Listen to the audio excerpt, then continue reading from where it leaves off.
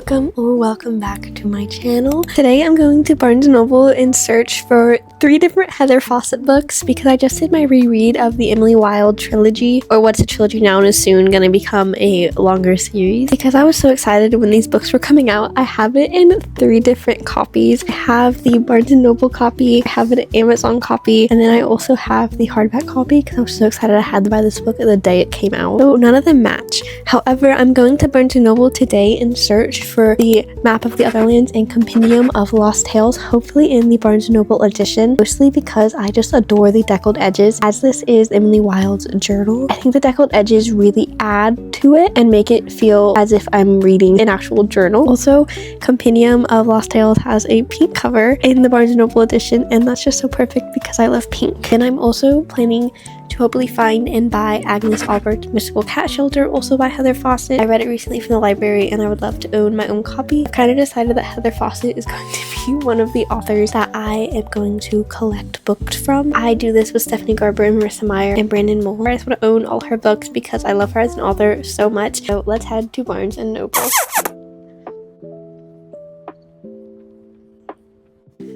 I'm going to start over in the adult fantasy section because that's where the Emily Wilde books typically are. There is Compendium of Lost Tales. I found the 3rd book. It looks like they don't have the 2nd book, which I was expecting, and I'm already guessing I'm going to have to order it online. However, this is a plus because it's the pretty pink cover. I've also seen really good things about this one, so if you've read it, let me know and tell me if I should read it as well. I thought I wasn't going to be able to find this one, and then we just stumbled on it right here. So I actually can get both of them, which is great news because I was really worried I had to order this one online. I'm back from shopping. I went to Barnes & Noble and I went to Target. At Barnes & Noble, I got the 2 books that I already showed. I got the Barnes & Noble edition of the 2nd and 3rd Emily Wilde book, and that means I'm going to need to rearrange the shelf so I can put them all together and make them matching. But just look at this. I have the matching set now. They all have the deckled edges. So beautiful, and they match. I need to find a good way to display them now. And then I also went to Target and I got myself another Glee slime because my last butter one dried up, so I'm hoping this crunchy one doesn't, and I'm really excited for it to be crunchy. And then my little sister, I found these K-pop Demon Hunter Glee slimes, and I thought she'd love it. And her favorite K-pop Demon Hunter character is Zoe, right? So I got her the Zoe one because there were other options, but I got her Zoe. Anyways, I'm gonna go make these and I'll see you guys in a minute. I think I decided that this little cubby here is going to become my little Heather Fawcett section. So I'm gonna move all of my different copies of the Emily Wilde books, my matching ones, and these ones over here somehow and make them look pretty. I also pretty sure I have a shadow bookmark from the series that I'm going to try to go find. I want to display them so you can kind of see their covers. However, there's just the problem that this shelf is kind of tiny. Like that almost.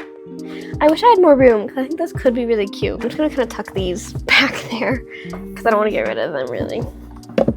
That way you can see all the covers somewhat, and the pink one's my favorite. This is my Shadow bookmark, and I just love him so much. Like, Shadow, you are that boy. I'm probably just gonna put it right here so you can kind of see it.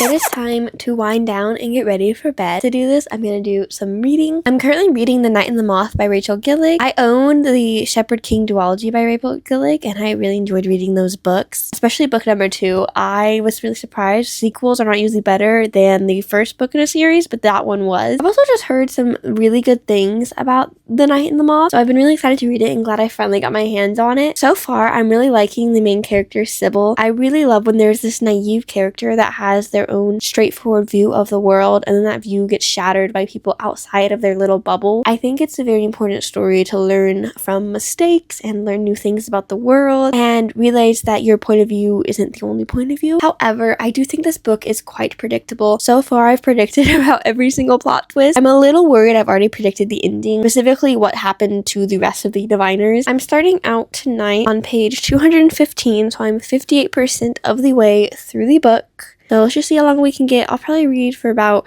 40 minutes to an hour because I work pretty early in the morning.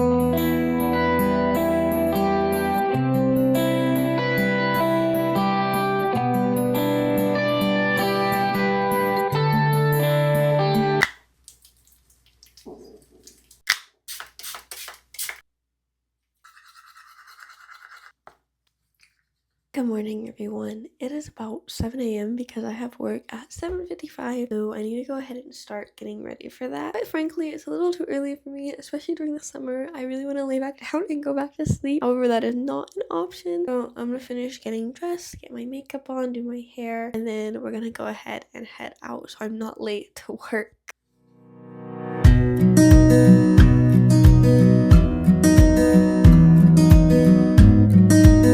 Okay guys, I went ahead and stopped at Quick Trip. I got a sausage, egg, and cheese biscuit. It's pretty yummy. And then I also stopped and got myself some Dr. Pepper because it is so early. I'm gonna sit in my car for a couple minutes and enjoy this and then run into work super soon.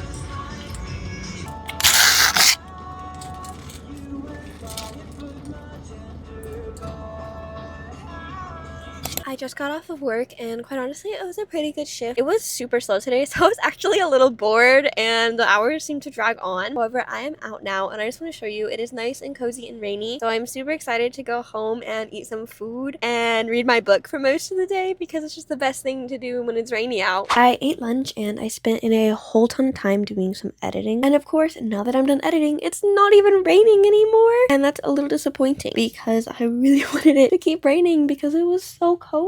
However, I'm not gonna let that stop me from doing what I want to do, and so I'm still gonna sit down and read. I'm still on The Night in the Moth, although I'm hoping to kind of finish it today. I'm currently 62% of the way through the book, and it's estimated that about 1 hour 57 minutes left on my reading, so I'm pretty confident that I'm going to finish this book today and determined. So let's sit down and read as much as possible and see if I can actually finish it.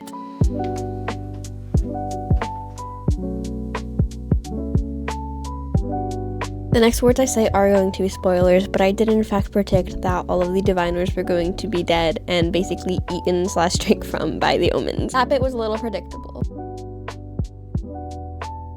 All I can really say is like, dang Sybil, you finally got your justice, girl. Oh my gosh, I just stopped recording and what just happened?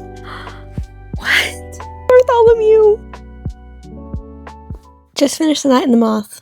Let's talk about it real quick. I'm going to try to avoid spoilers while talking about this book, but I cannot absolutely guarantee that I'm not going to spoil something. So I'm going to put a timestamp just in case you want to be extra cautious. The Night in the Moth follows the story of a young woman, Sybil. However, most people know her as Six. She is the 6th diviner in this country. A diviner is basically a fortune teller that reads the signs of the 5 omens, who are the gods of the Stonewater Kingdom. They drown in the spring that basically gives them this ability to read the signs, and they are all kind of controlled or mothered by the abbess. As the book goes on, diviners are going missing. Sybil is losing her sister and she needs to find them. When she goes to the abbess with her concerns, the abbess brushes her off and just kind of tells her that she is the only loyal one, and that makes her really suspicious. So she hatches a plot. Roderick Mendacious, whose nickname is Rory, and he comes to help her, and she ends up joining the king and his knights, helping them with their own journey while also on her own personal journey of finding her sisters. This book was really good. Now, as I've kind of mentioned while reading this book in this vlog, it was semi-predictable. I could basically tell you what was going to happen. I would definitely suggest you read this book. I think I'd give it a 4.5 out of 5 stars because while it was pretty predictable, I sometimes like that in a book because to me, it shows that the book had adequate foreshadowing. I don't like when a plot twist comes literally out of nowhere and there's nothing to lead up to that. And I really, really love the character of Bartholomew. I keep saying it, but he was my favorite character. I also really liked Sybil and her journey of learning that everything she'd been told was basically a lie. The romance was decent. I find when I read a Rachel Gillig book, the romance is rarely ever my favorite part of the book. I prefer the clever plotting and unique storytelling. I will give a warning that this book is certainly spicier than One Dark Window from what I remember. I personally read mostly only closed door romance and I try to stick to that. So I honestly just assumed that this book was closed door romance. There is one chapter of open door kind of spice. It wasn't too explicit. You can probably just skip past it. There wasn't anything super important in it as long as you read the first page of it. I really enjoyed this book and I'm really excited for the sequel.